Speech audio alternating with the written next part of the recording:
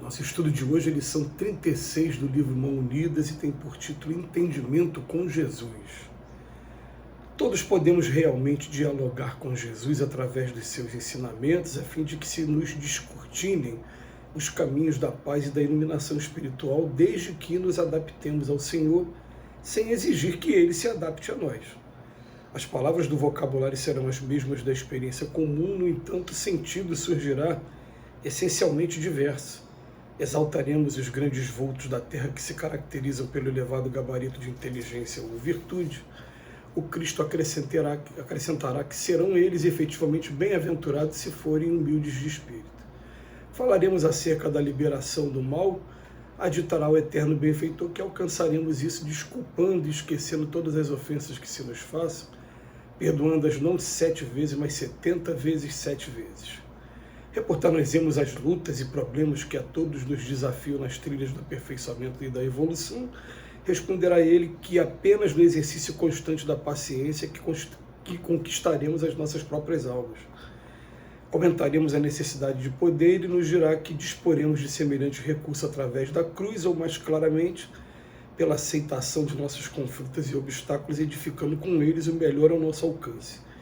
Referir-nos-emos aos que nos perseguem e injuriam, acentuará o excelso amigo que nos compete, colaborar em todo o reajuste da harmonia e da segurança, orando pela tranquilidade e pelo progresso de todos eles. Solicitaremos talvez posições destacadas nesse ou naquele setor da vida, observarmos a ele que o maior no reino de Deus será sempre aquele que se fizer o servidor de todos. Não alegues desconhecer o que Jesus pretende de ti. Basta nos afinemos com os propósitos do Senhor nas lições do Evangelho e saberemos indubitavelmente tudo aquilo de justo e certo que nos cabe a cada um. E Jesus deixou para a gente uma oração pronta lá no Evangelho de João, o Pai Nosso, e no Pai Nosso tem uma frasezinha que ecoa quando a gente lê lições como essa, né? Seja feita a vossa vontade aqui assim na terra como no céu. A vontade de Deus é que é a vontade que está em primeiro lugar, e a gente aqui, a gente costuma, por não compreender a sabedoria, o alcance, né, da paternidade divina, a gente costuma fazer os nossos pedidos dentro daquilo que é mais conveniente, é uma necessidade mais imediata de cada um de nós. Aí que está a grande chave para a gente compreender o que acontece, porque todos podemos realmente dialogar com Jesus, e a gente aprende realmente a dialogar com Jesus através da oração. É por isso que a gente tem repetido que Paulo de Tarso, na primeira carta aos Coríntios, ele vem dizer que entre a fé, a esperança e a caridade, o amor, o mais importante é o amor, é a caridade. A gente encontra pessoas com muita fé, tanta fé que faz oração diariamente, conversa diariamente com Jesus. Mas na conversa que tem com o Pai, é uma conversa dessa maneira aqui, que dentro dos vários parágrafos que o Emmanuel vem exemplificando para a gente. A gente exalta grandes vultos da terra, ou pela inteligência, ou pela virtude, pouquíssimas vezes pelo sentimento. A gente pode botar o sentimento na virtude, mas pouquíssimas vezes. E o Cristo acrescentará que se esses realmente forem humildes de espírito, eles serão bem-aventurados.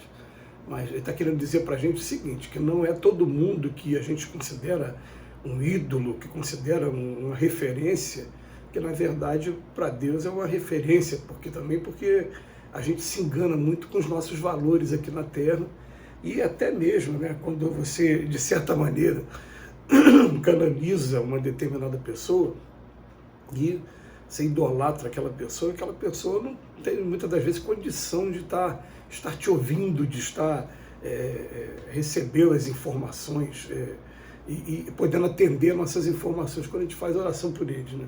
Está lá na pergunta 666 do Livro dos Espíritos, podemos orar para os bons espíritos? Até pode, porque ninguém vai reclamar disso não, mas o alcance deles, o poder deles vai estar de acordo com vou botar assim, a autoridade que eles já adquiriram no plano espiritual.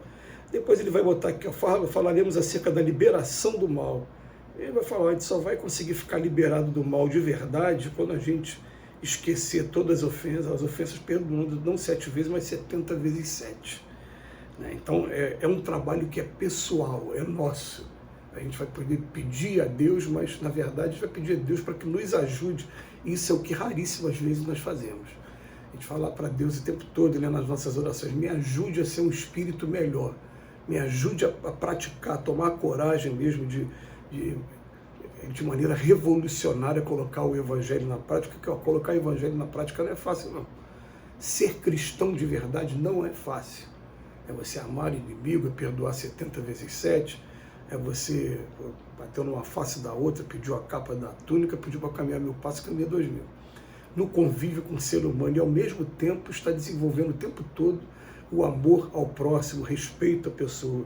Então é um desafio muito grande, mas é um desafio que quem consegue fazer isso alcança a paz, alcança essa liberação do mal. Depois ele fala assim, a gente vai falar de lutas e problemas que nos desafiam a todos. E vai responder o pai, é apenas no exercício constante da paciência que a gente vai conquistar as nossas próprias almas. Então, ele vem trazer uma outra informação para a gente, né? As lutas vão aparecer e a gente vai procurar desenvolver a paciência para poder entender a luta e até mesmo enfrentar a luta. Aí depois ele vai falar da necessidade de poder aqui na Terra. E o poder, quando a gente fala de poder, você ter os seus órgãos físicos funcionando bem já te dá o poder de você se levantar da cama e de você começar a trabalhar. Não é necessariamente somente aquele poder que a gente conhece, né, dentro da sociedade, não. Mas aí o Emmanuel vai dizer, olha, disporemos de semelhante recurso através da cruz. Carrega a tua cruz e segue-me. Quais são as suas responsabilidades? Quais são as missões que você está tendo agora no problema, no momento? Ou mais claramente pela aceitação dos nossos conflitos, obstáculos, edificando com eles o melhor ao nosso alcance. Percebe como é que está tendo assim uma divergência do que normalmente a gente está pedindo aqui nas nossas orações, na hora que conversa com Jesus de maneira direta. Aí depois a gente vai falar daqueles que perseguem e injuriam a gente, e o Emmanuel vem dizer que o amigo de Jesus vai dizer para a gente que a gente vai ter que colaborar mesmo assim, com todo o reajuste da harmonia e da segurança, orando pela tranquilidade e pelo progresso de todos eles, que é uma parte muito difícil, né? A gente está recebendo as injúrias, ataques que, se forem verdadeiros, vão estar ajudando a gente para que a gente identifique dentro do processo de reforma íntima que precisa ser mudado. Se forem falsos, vão estar nos ajudando a ter paciência, ensinando para a gente, principalmente, que não vai ser com palavras que a gente vai se defender nesses momentos, vai ser com exemplos, com atitudes, com trabalho. E depois ele fala, a gente vai solicitar talvez posições destacadas, ele fala, a posição é assim, aquele que quisesse fazer grande, que seja o menor e que possa estar servindo a todos. É também outra coisa que entra em choque com o que normalmente a gente pensa, normalmente o que a gente deseja aqui na Terra. Então, Emmanuel termina mais uma vez, gente, não adianta a gente desconhecer o que Jesus pretende da gente, não. Jesus nunca prometeu facilidade num mundo de expiações e provas igual a nossa. Nunca prometeu facilidade. Basta que a gente, se afine com os propósitos do Senhor nas lições do Evangelho e saberemos, indubitavelmente, tudo aquilo de justo e certo que nos cabe a cada um. O que é muito interessante nesses estudos diários que a gente vem fazendo, em torno das lições do Emmanuel, é que a gente normalmente está muito preocupado com teorias, com aprender termos, com aprender coisas novas, quando na verdade o aprendizado do Emmanuel o tempo todo ele vai mudando as letras e a maneira de interpretar, justamente para poder estar chamando a nossa atenção para o trabalho que cada um deve fazer de afinar o instrumento que nós somos, junto com esse diapasão eterno, que é o diapasão de Deus mesmo. E aí vai dar trabalho para cada um de nós. A gente vai ter que modificar, engolir o nosso ego, nosso orgulho, nossa vaidade, para poder estar o tempo todo observando esses preceitos e procurando buscar a prática constante que vai fazer com que a gente se liberte, que a gente realmente seja um trabalhador do Cristo no futuro. Que Jesus nos abençoe a todos E muito obrigado, Emmanuel, pela reflexão.